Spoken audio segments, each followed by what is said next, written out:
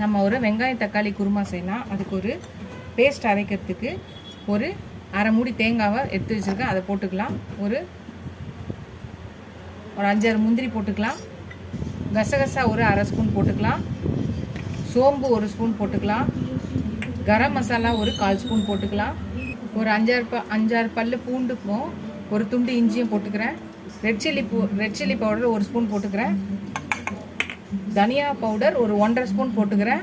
மஞ்சத்தூள் ஒரு 1/4 ஸ்பூன் போட்டுக்கிறேன்.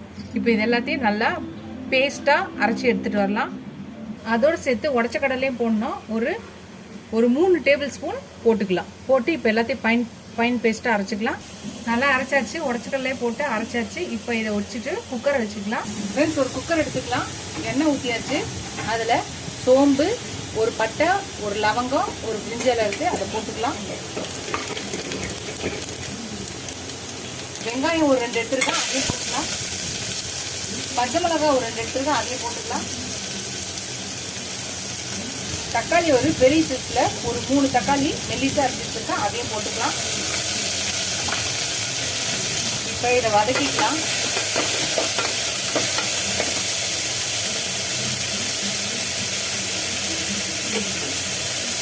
இதுக்கு தேவையான அளவு உப்பு போட்டுக்கலாம். இப்போ வதக்கிக்கலாம்.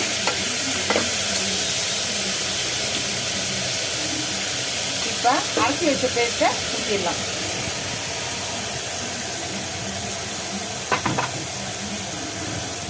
இப்போ இதை கலக்கிக்கலாம்.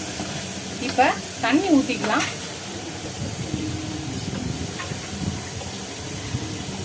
ஒரு 2 கிளாஸ் தண்ணி ஊற்றிக்கலாம். இதை இப்போ கலக்கிட்டு கொஞ்சம் புதினாவும் கொத்தமல்லியும் போட்டுக்கலாம். போட்டு ஒரு கலக்கி குக்கர் மூடி விசில் போட்டுக்கலாம்.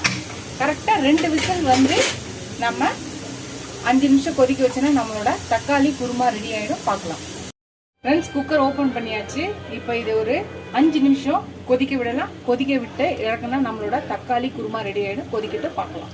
அவ்வளோதான், நம்மளோட தக்காளி குருமா ரெடி ஆகிடுச்சு. பாருங்கள், குக்கர் வந்து ஊற்றியாச்சு.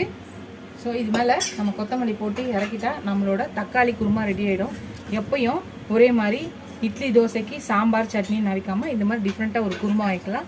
இந்த குருமா நீங்கள் இட்லி, தோசை, சப்பாத்தி, ஆப்பம், அப்புறம் இடியாப்பம் எதுக்கு வேணாலும் நம்ம தொட்டுக்கலாம்.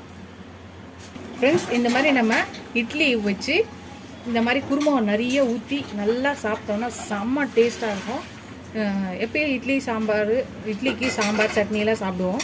நீங்கள் இந்த மாதிரி குருமா ட்ரை பண்ணி சாப்பிட்டு பாருங்கள், சூப்பராக இருக்கும். ட்ரை பண்ணி பார்த்துட்டு எப்படி இருக்கு சொல்லுங்கள். இந்த குருமா ரொம்ப சிம்பிள், 1 பாட் குருமா. சீக்கிரமாக டக்குன்னு நம்ம வெங்காயம் தக்காளி அரைச்சி தேங்காய் பேஸ்ட் அரைச்சிட்டு தாளிச்சோன்னா 2 விசில் 5 நிமிஷம் ஸ்லோ வச்சு நம்ம வந்து கொதிக்க வச்சு இறக்கணும்னா நம்மளோட தக்காளி குருமா ரெடி ஆகிடும். நீங்களும் ட்ரை பண்ணி பார்த்துட்டு எப்படி இருக்குன்னு சொல்லுங்கள். இந்த வீடியோ உங்களுக்கு பிடிச்சிருந்துச்சுன்னா லைக் பண்ணுங்கள். ஃபஸ்ட் டைம் என் சேனலை பார்க்குறவங்க சப்ஸ்கிரைப் பண்ணிட்டு பாருங்கள். எனக்கு என் சேனலுக்கு சப்போர்ட் பண்ணிங்கன்னு நினைக்கிறேன்.